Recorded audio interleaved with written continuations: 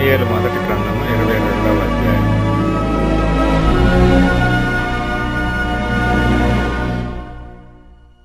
దావీదు అక్కడి నుండి బయలుదేరి అదుల్లాము గుహలోనికి తప్పించుకొని పోగా అతని సహోదరులను అతని తండ్రి ఇంటి వారందరూ ఆ సంగతి విని అతని యొద్దకు వచ్చిరి. మరియు ఇబ్బంది గల వారందరూ, అప్పులు చేసుకున్న వారందరూ, అసమాధానముగా నుండి వారందరూ అతని యొద్ద కూడుకొనగా అతడు వారికి అధిపతి ఆయను. అతని యొద్దకు ఎక్కువ తక్కువ 400 మంది వచ్చియుండిరి. తరువాత దావీదు అక్కడ నుండి బయలుదేరి మోయాబులోని మిస్పేకు వచ్చి, దేవుడు నాకు ఏమి చేయునది నేను తెలుసుకొను వరకు నా తల్లిదండ్రులు వచ్చి నీ యొద్ద నుండనిమ్మని మోయాబు రాజుతో మనవి చేసి అతని యొద్దకు వారిని తోడుకొని పోగా, దావీదు కొండలలో దాగియున్న దినములు వారు అతని యొద్ద కాపురముండిరి. మరియు ప్రవక్తయగు గాదు వచ్చి కొండలలో ఉండక యూదాదేశమునకు పారిపొమ్మని దావీదుతో చెప్పినందున దావీదు పోయి హోరెతు అడవిలో చొచ్చెను. దావీదును అతని జనులను ఫలాని చోటు ఉన్నారని సౌలునకు వర్తమానమాయెను. అప్పుడు సౌలు గిబియా దగ్గర రామాలో ఒక పిచ్చుల వృక్షము క్రింద దిగి ఈట చేత పట్టుకుని ఉండెను. అతని సేవకులు అతని చుట్టూ నిలిచియుండగా సౌలు తన చుట్టూ నిలిచియున్న సేవకులతో ఇట్లనెను, బెన్యామీనీయులారా ఆలకించుడి. యెష్షయి కుమారుడు మీకు పొలమును ద్రాక్ష తోటలను ఇచ్చునా? మిమ్మును సహస్రాధిపతులుగాను శతాధిపతులుగాను చేయునా? మీరెందుకు నా మీద కుట్ర చేయుచున్నారు? నా కుమారుడు యెష్షయి కుమారునితో నిబంధన చేసిన సంగతి మీలో ఎవడనూ నాకు తెలియజేయలేదే?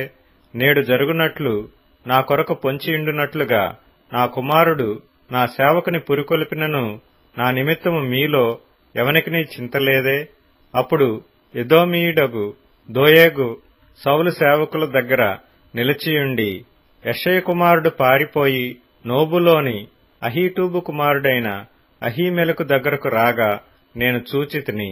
అహీమెలకు అతని పక్షముగా యెహోవా యొద్ద విచారణ చేసి ఆహారమును ఫిలిష్తీయుడైన గొల్యాతు ఖడ్గమును అతనికిచ్చినని చెప్పగా, రాజు యాజకుడును అహీటూబు కుమారుడునగు అహీమెలకును నోబులోనున్న అతని తండ్రి ఇంటి వారైన యాజకులనందరినీ పిలువనంపించెను. వారు రాజునొద్దకు రాగా సౌలు, అహీటూబు కుమారుడా ఆలకించుమనగా అతడు చిత్తము నా ఏలినవాడా అనెను.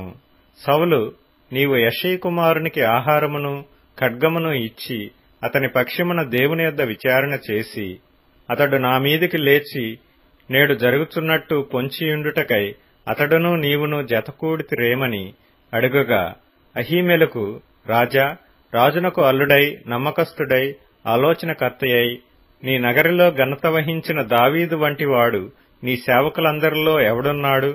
అతని పక్షముగా నేను దేవుని యొద్ద విచారణ చేయుట నేడే ఆరంభించితినా? అది నాకు దూరమగునుగాక. రాజు తమ దాసుడునైన నా మీదను నా తండ్రి ఇంటి వారందరి మీదను ఈ నేరము మోపకుండునుగాక.